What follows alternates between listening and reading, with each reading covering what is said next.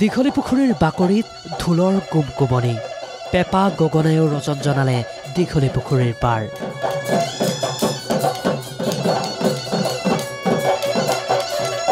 দহটা বছৰ অতিক্ৰম কৰি 11 বছৰত ভৰি দিয়া এখন বিশেষ বিহু সাংবাদিকসকলৰ বাবে বাৰুকৈয়ে বিশেষ এই বিহু ভাগ সাংবাদিকে নাচিছে সাংবাদিকে গান গাইছে সাংবাদিকেই বিহু মাৰিছে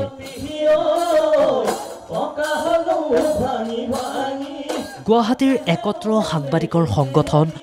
সমন্বয়ৰ উদ্যোগত আয়োজন কৰা হৈছে সাংবাদিকৰ মুকলি বিহু পতাকা উত্তোলনেৰে আৰম্ভ হ'ল হেঁপাহৰ বিহুখনি বাজি উঠিল শ্ৰীময় অসমীৰ শীতল বুকুত উঠে উৎসৱৰ মধু আলোড়ন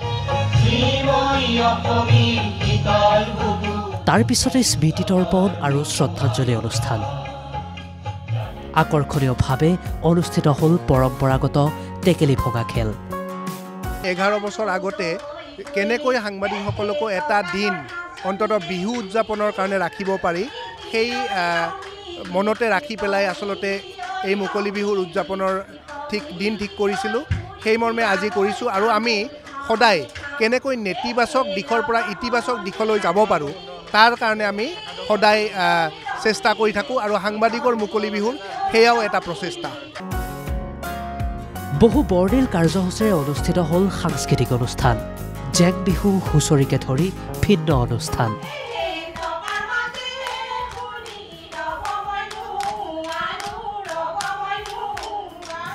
জ্যেষ্ঠ কনিষ্ঠ সাংবাদিকৰ মিলনস্থলীত পৰিণত হ'ল দীঘলীৰ পাৰ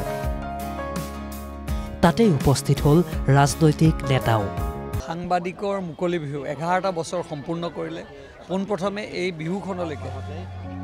হিয়া ভৰা আন্তৰিক শুভেচ্ছা থাকিল আৰু এই বিহু সদায় জিলিকি থাকক আৰু সাংবাদিকে পাতিছে এইখন বিহু তাৰ কাৰণে আমাৰ শুভ কামনা থাকিল শুভেচ্ছা থাকিল ব্যস্ততাৰ মাজ এৰিও আপোনালোকে বিহু অনুষ্ঠানত আজি সকলো ওলাই আহিছে পৰিয়াল ওলাই আহিছে ল'ৰা ছোৱালী আহিছে